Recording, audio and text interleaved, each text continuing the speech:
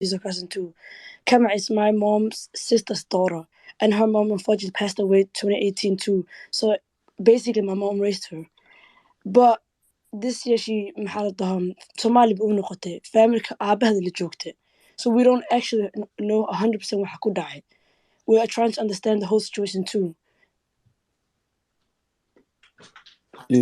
waa sax weeye family ila joogtay She was staying with her. qofkii la joogtay lama siira iska basma Okay, snap.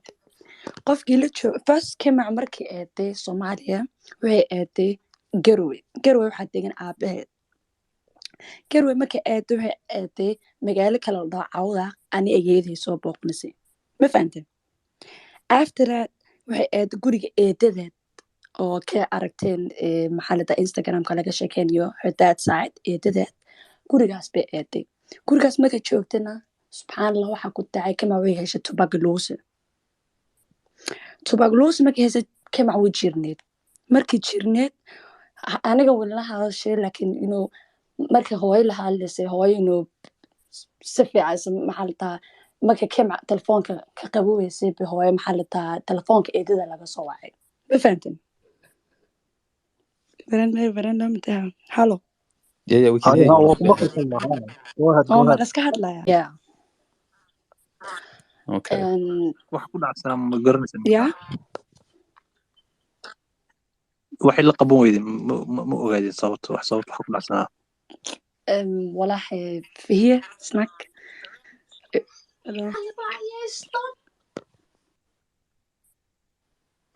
Hello. waan ku maqli karnaa adiga af Danish iyo af Somali baa isku daraysaa malayna laakiin Yeah, listen, the whole family is stressed about everything. Wallahi, it's so fucked up. We're discussing this on Twitter. Our family's still mourning. She's been there for 24 hours. Wallahi.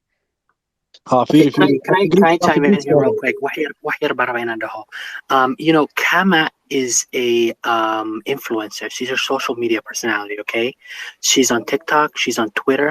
So that's why a lot of her fans and a lot of her friends online are trying to understand what's going on. So now then I know, but there's a time and place for that. Yeah, but that's what people online are feeling like too. They're trying to want to know what's going on. Listen, my big sister is here. She's gonna talk. She's better than me. Oh, hold on. Hey. Assalamu alaikum. Alaikum salam.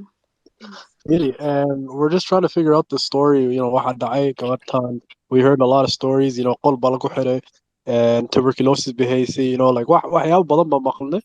A lot of strange things baa maqalnay. Marka we want to hear the real truth. Runteena maqalno arabna.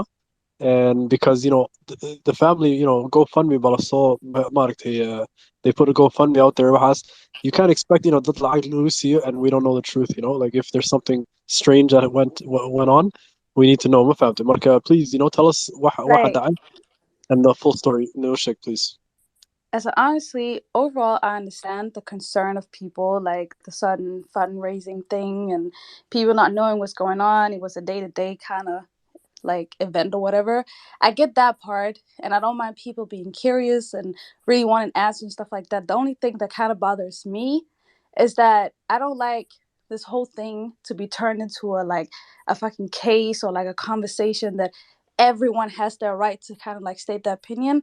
It's okay, but like I feel like you guys trending her name and making it public. I understand that y'all feel she's some sort of like social media person, but at So the you end don't of the think anybody day, should talk about it? You don't think anybody no, should I talk will about talk about it, but I'm just saying I just don't like the fact that she's trending and all that shit. I don't mind people talking about it, but like now people are gonna search her up and her stuff. Like there's not like a lot of stuff where like the sense you're gonna get from people just viewing her without her Islamic wear and stuff like that. Not to say that what I'm saying, anybody else shouldn't know what's going on. I just don't like them big hell. So that's the thing that bothers me.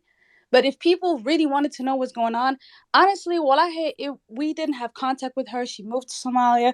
She was with some people from her dad's side of the family. All of a sudden, I couldn't speak to her since like April or March, around that time. I didn't have any contact with her. From time to time, I would try to call her aunt that she was living with. They were not picking up.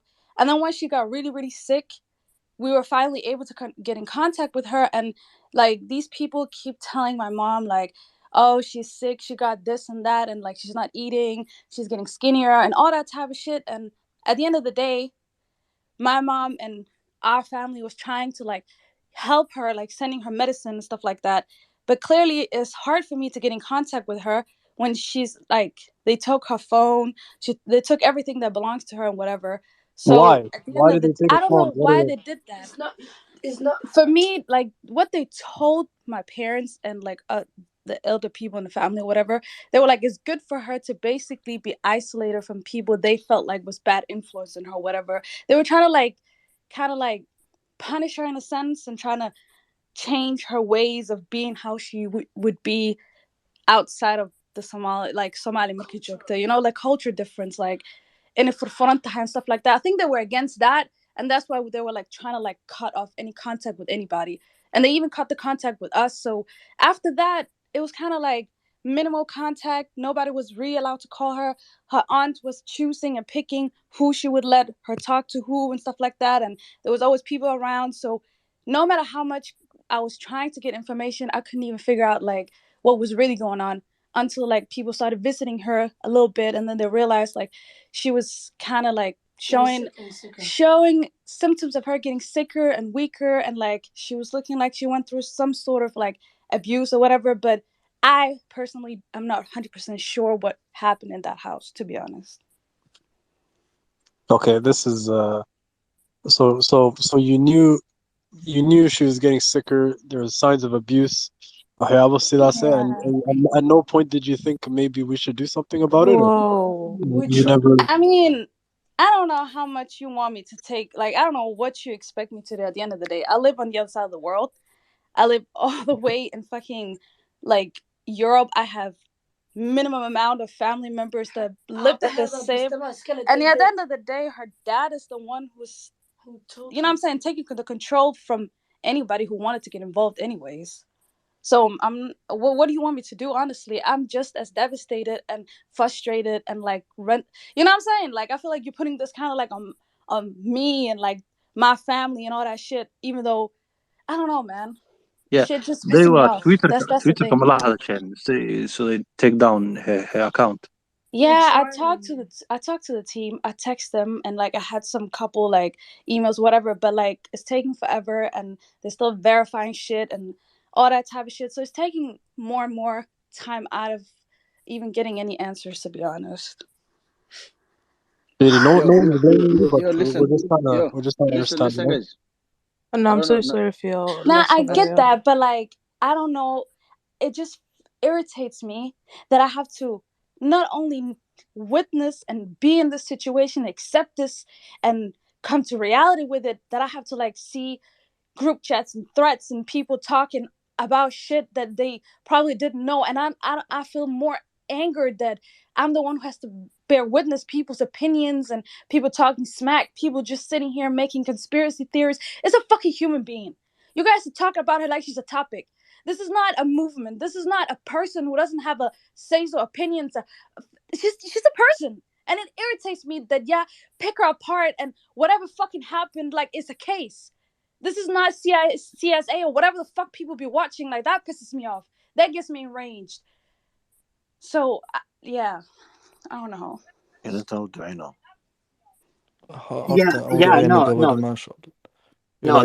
Please and that's what I wanted please. to verify. I wanted to, Naim, What's your maxaa kaa point in it, quseeya? Leif? Yeah, what Don't are talk you trying about to get mom. at? Maxaa kaa quseeya?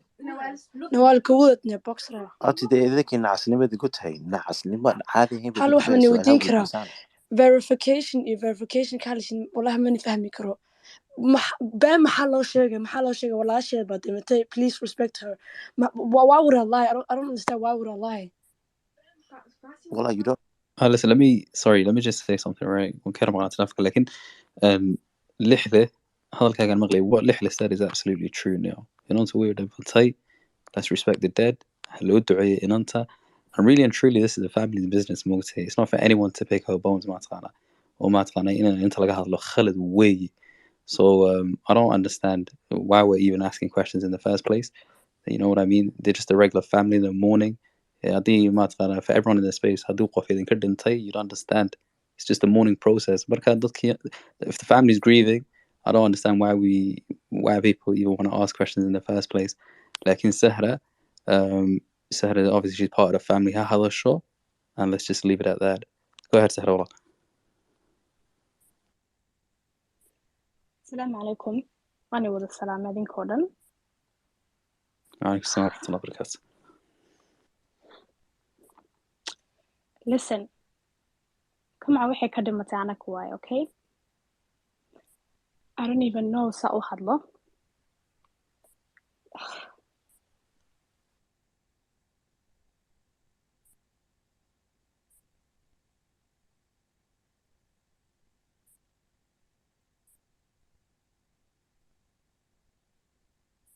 Sarah, take your time, and if you're not ready to speak, wallahi, you do She not need doesn't to have speak. to. Firi, You don't need to speak. You don't need to speak, Mokte. To be honest with you, the space was about something else. يعني we moved past it. You know, أنا وحي إيجا حناجيني وحاواي. Yeah, go on. عاو ويدمتي كما, okay? عاو نوه سيسا. halka waxay naga mudan tahay just waxa way duco, and the fact that dad xitaa aqoonin sidee u dhimatay 120 wax iska soo qorayo xitaa dhahayo lacagta shaqada loo aruurinayo lacagtan been waaye hal xiro walaalayaal in korto wax ma ogeedin ma fahanteen gabadha qofkii ka dhimatana waa anaka. I know ina u naxaysin laakiin xanuunka anaka heesnaadinki ma haysateen ina gabdho walaalaheedu meesha ku jira la weydiiyo gabadha hooyada hagee ku dhalatay iyo gabadha aabaheeda yuu ahaa iyo gabadha hageeba joogtay iyo gabadha hageeba ku maqneen taas muhiim ma aha ma fahantay kamac maanta ma aha qof kale oo weyn oo dee I don't even know waxa dhaho laakiin please waxaan iga codsanayaa walaashii way dhimatay halka waxay maanta nooga baahan tahay just duco waaye as Umar said wixii raba inay lacag sadaqa u bixiyaan ha u bixiyaan wixii raba inay sadaqa u bixinaynin dee meeshana ka baxaan wixii xumaata rabo meeshana ka baxaan. I don't even know why intii group la soo galo laga hadlayo oo la weydiinay gabdho la dhashay sidee walaashin u dhimatay iyo maxaad walaashin ku suubisan iyo walaal gabadhaas si u dhimatay ilaahay baa ogaa intaas u dhimanayso wax loo qoro way waagii dhalataa loo qoray intaas caaw u dhimanayso wax ma ka qaban kartaa dadku waa may inay caaw saas u dhimato waa wax loo qoray haddii ay familkeeda daryeel siin waayeen waa wax loo qoray ma fahantay gabadhan maanta meel xun laguma dilin guriga eedadeeda ku dhimatay haddii la daryeeli waayo waa la daryeeli waayo wiilkaas wuxuu soo qoray waxa waaye just like inuu dadku u sheego gabadhu waxay u dhimatay just daryeel la'aan because dad waxa dhahaya badda laga soo helay qarax bay ku dhimatay xagee ku dhimatay haddana anaka maanta sheegno walaashay sida u dhimatay waa anakna loogu soo jeesanaya waaya gabdhaha walaalaheed loogu dhahaya ii sheeg walaashin waa ka dambaysan even my Instagram xataa waxa la igu soo qorayaa adoo shalay la joogtaa maanta soo dhigaysaa dhimashadeeda aad ogeedinay shalay meeshaas lagu xireeyay wixii dhacaw anakii private note ma fahanteen umadiina kale waxaan naga baahnaa bas inaan noo dahdin ilaa uu naxariisto wixii lacag sadaqo u dirsan wixii kalena dee horta intii maanta gabadhaas xumaatada raadinaysa soo moogo inay dambi dhaaf u tahay subxaanallah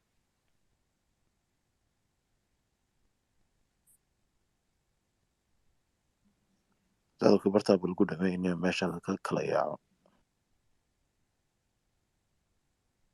please walaashay ha loo duceeyo qof kastana caawa waa habeen waxay habeen u tahay ha seexdaan waxay maalin u tahay dantiina kala raasido walaashan sheekadeeda hagana lagu xiro wiilasha xumaatada soo qorqorayo oo dhahayo waxyaalahan la tirtire iyo waxaad ka faa'iideysan anigu ma garanayo fadlan waan bariya walaashay keeskeeda hagan ku xira madaxweynaha markii saas looga hadlay gabar yar oo dhimato weeye intee baa la arkay silac u dhimato habeen iyo maalin since when ay noqotay kamca wax weyn oo maanta naga wada hadlayo fadlan anakii xanuun noo tan anakii shalay naga dhimatay hayde waxaan doonaa soo qorno sida doonta aan u dhahna saanay nooga dhimatay saasay nooga tagtay bes naga kala daaya meeshaas kaga wada bax That's it please yeah that's it please no more questions no more investigations thank you so much dhamaantiin hallo duceeyo kama وني أسكت ماشي حبنيو وذي لا رسولك سكرنس ماشي حبنيو Gregory much لكن okay Gregory Yeah, I don't think he's there. No, I just wanted to apologize and say I'm sorry if my question was insensitive. I have deleted all the tweets. ماشي حلو كوير hadda much I think maaragtay he walked away maybe from تلفكيس marka waska telefonkiisa waska kuma yaacayna dhaqaaqin bahasha xidhniyo Gregory ma joogo and everybody waska bixi kartiin you know we're done السلام عليكم gabadha Allahu naxariisto we will finish there ma fahamta marka thank you everybody hata Gregory Gregory, he's not here. I don't think he's here. SK and Yusuf, just start removing people. Just be easier that way. yeah but okay there's like 70 plus people, bro. It's a bit. Take shifts. كل واحد لك شيء